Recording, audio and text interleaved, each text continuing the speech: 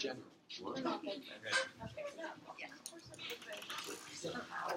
The first party I ever went to was slow. It was a good party.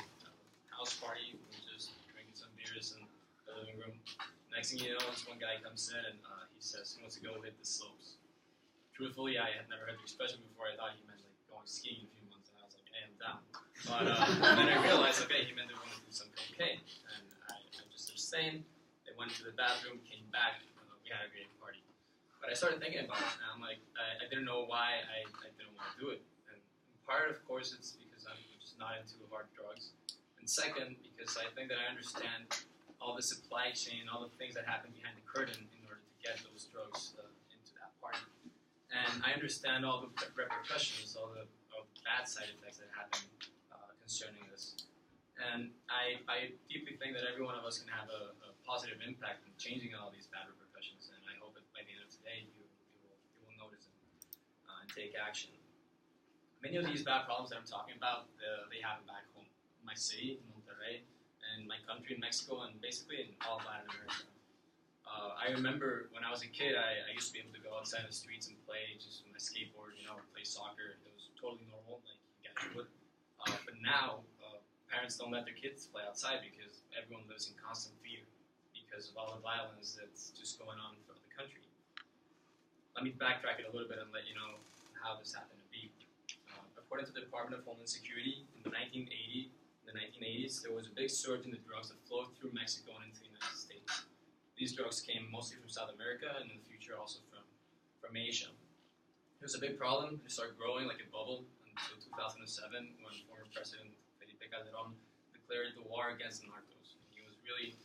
He made a really strong point about this, and homicides and violence started shooting up because the narcos wouldn't have it. A graph from the National Statistics and Geography Department from Mexico in 2017 shows the homicides per year in Mexico. You can see in 2007, around 8,000, went up to 15, 19, 20, reaching almost 30,000 homicides last year in Mexico alone.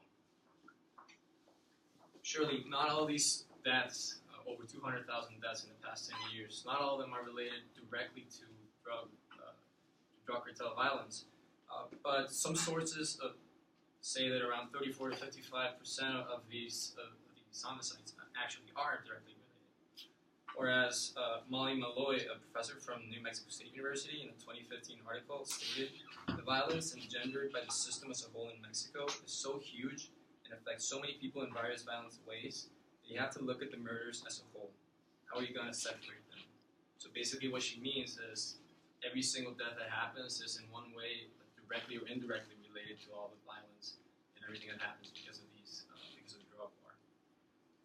To put it into perspective and something that maybe you guys can understand a bit more, look at these graphs that show the deaths from 2007 to 2014 in Afghanistan and Iraq wars, which saw around 103,000 people, compared to Mexico, which is over 160,000 deaths.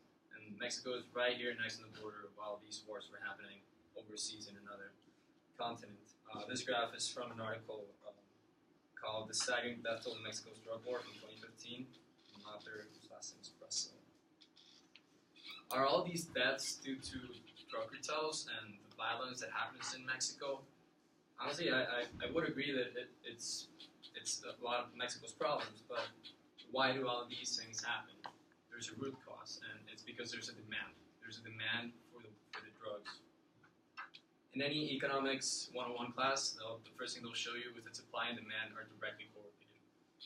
There's a high demand, there will be someone to satisfy that demand because there's money being able to be made. According to the Department of Homeland Security, between $19 and $29 billion in cash make it across the border into Mexico each year in the United States. This is the demand. And this money feeds the cartels. It's basically an injection of money into the bloodiest and deadliest system that I've ever heard of. Is it Mexican government's fault? Is it the Mexican people's fault? Again, I do agree that this is the case. But truthfully, with a pool so strong, with $30 billion per year, there's no law or no army that can stop all these drug wars from happening. This incentive is just too big, and people in need in Mexico, they'll take these jobs, these violent jobs, because they need to feed their families. the end consumers are feeding this system, because every single line that someone does in a party, or every single pill that someone takes, it's all part of the aggregate demand. That's again this big pool that I'm talking about, and it all becomes a cycle. People consume drugs, money comes into Mexico, and then people from Mexico can buy weapons from the United States, which is a main supplier of weapons. Around 70% of the weapons in Latin America come from the United States. As Ballesteros says in her article, El muro de Trump no detiene las balas, or Trump's wall doesn't stop the bullets, in the newspaper El País in 2018, over 250,000 weapons cross the U.S.-Mexico border illegally each year. And about 56% of these are directly related and used in the homicides mentioned earlier. Everyone is suffering. Literally every single person you talk to in Mexico has either been directly affected by the drug related crimes or knows someone that has been. My family specifically and myself, we've been lucky. We've only been subject to different cases of corruption and extortion, and that's honestly that's a good case, because nothing has happened to us. But there's much more sad stories.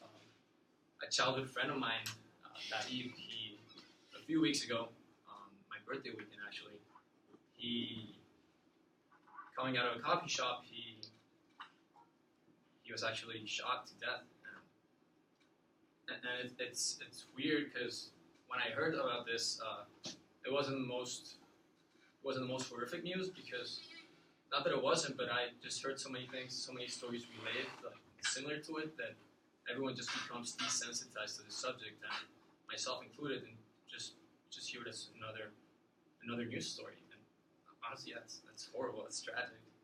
And my main purpose today is not only to scare you about the bad things that are happening, but mainly just to inform you, because I want everyone to be conscious in your decisions that you make, that you know what's going on behind the curtains, things that people usually don't know about.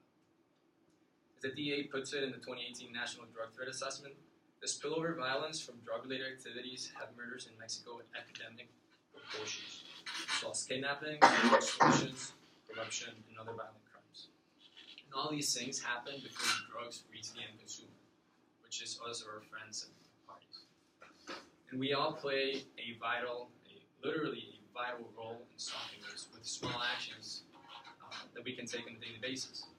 The same way a lot of us are starting to become conscious shoppers when it comes to food, jewelry, or media content, by trying to reduce the amount of red meat that we eat, or trying to buy conflict-free diamonds, or by not going into piracy in the movies.